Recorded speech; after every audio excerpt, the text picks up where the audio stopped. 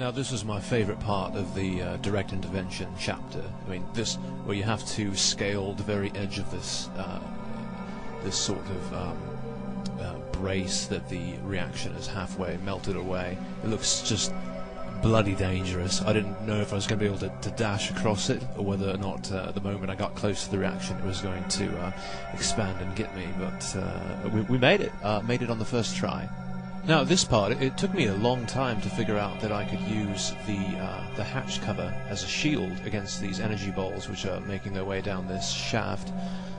I just assumed that the energy balls would knock the shield out of the gravity gun's grasp. Because I seem to recall in Half-Life 2, whenever you use the gravity gun to pick up an object and hold it as a shield against gunfire, it always seemed to knock the object right out of your hands, as it were. Now, taking into consideration that it was no simple duck-feeding session for Alex and Gordon to simply waltz into the reactor core and reactivate the containment field, I nonetheless wondered, what could we have done to make this even more thrilling? And I think really there's only one logical answer, and that would have been the presence of Dr. Kleiner.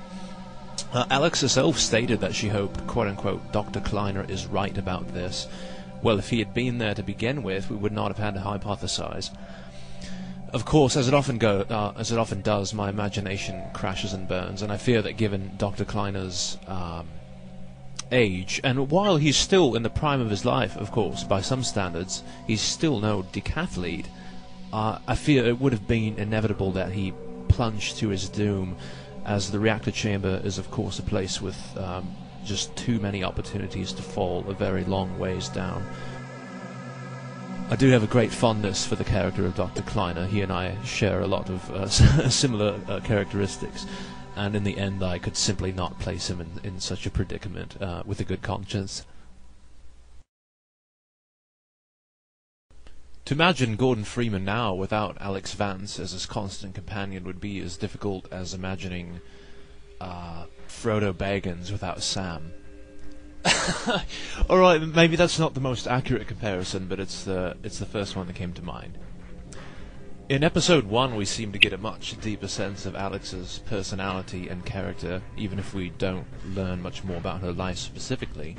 She certainly has a much deeper emotional range than in Half-Life 2, and some new abilities, such as fighting other NPCs, and converting roller mines for her own use, which by the way is a wonderful addition for many other reasons besides watching two mines go at it is like playing Rock'em Sock'em Robots, except instead of boxing, and instead of being robots, the roller mines, and they're shocking each other. Actually, I guess that's nothing like Rock'em Sock'em Robots. Anyway, both of these things obviously due in no small part to the improvements in AI and animation.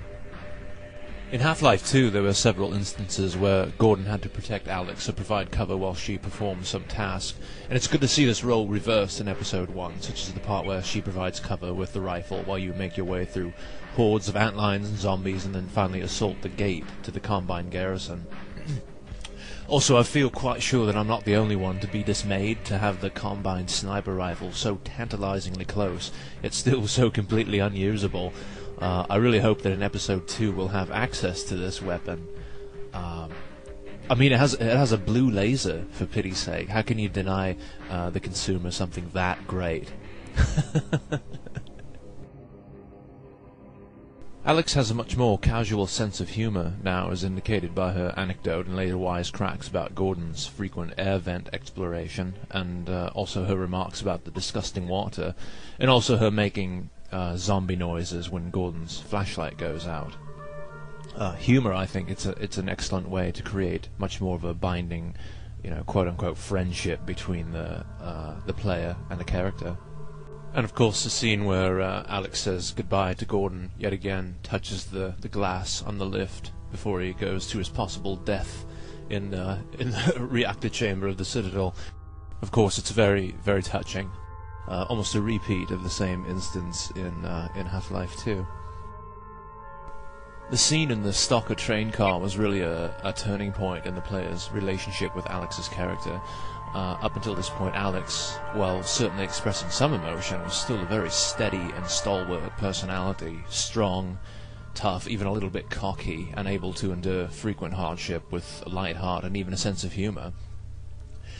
I think this was probably most players' general impression of Alex. And to have that view shattered by the discovery of the stalkers on the train, and then the subsequent crash where Alex is pinned beneath, briefly, one of the screaming creatures, it's really quite disturbing and disorienting. Given the events of Half-Life 2, it's entirely conceivable to imagine that Alex has gone through an enormous amount of stress and sleep deprivation for days and has been driven to this emotional breaking point. She's obviously extremely upset by this incident, and it's frustrating as a player that there's nothing you can do to give her any consolation. All you can do is approach her and repeatedly press the use key, and given how moving a sequence this was, I'm willing to bet that I was not the only one who exhibited this specific response.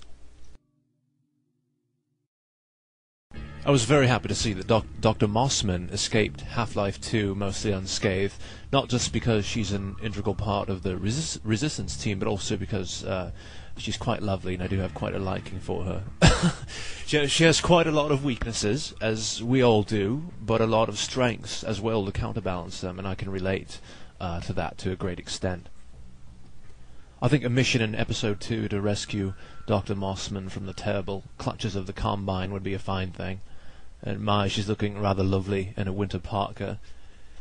Well, that's pathetic, I know, but you know what? Reminding me of that fact, it's not going to help anyone, least of all Dr. Mossman.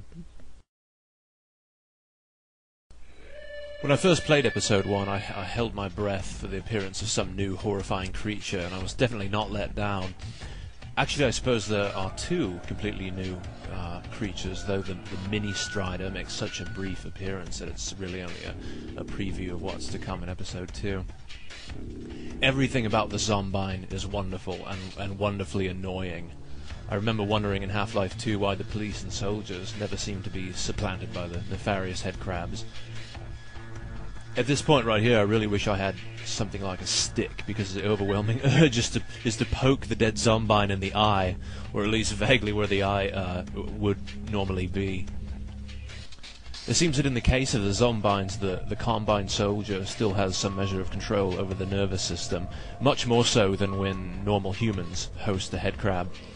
For instance, the fact that they will pull a live grenade out would seem to indicate that the soldier portion is either trying to end its own pitiful existence, attack its enemies, or perhaps both. It doesn't make sense that the headcrab in charge would whip out a grenade. Its electronic utterances seem to belie a certain amount of still rational thought. It's difficult to tell what they're saying, but I seem to hear things like secondary infestation, necrotic, and area not secure. My favourite thing about the Zombines is, of course, their movement. Their gait is really what you'd expect from a former human who is now under the partial control of a parasite. That is, they legitimately look neurologically impaired, as if they had muscular dystrophy or multiple sclerosis or something. As with Dog, my instincts tell me that you simply must have had a human actor whose movements were traced for animating this character. Until they see an enemy, they seem to ramble about incoherently and randomly bumping into objects and each other. Then, of course, as soon as they spot their prey, they suddenly lope forward with all the grace of a slinky falling down a flight of stairs. Yet even still, sometimes they'll pause, as if midway through their charge they suddenly forgot what they were doing. It's really, really quite beautiful.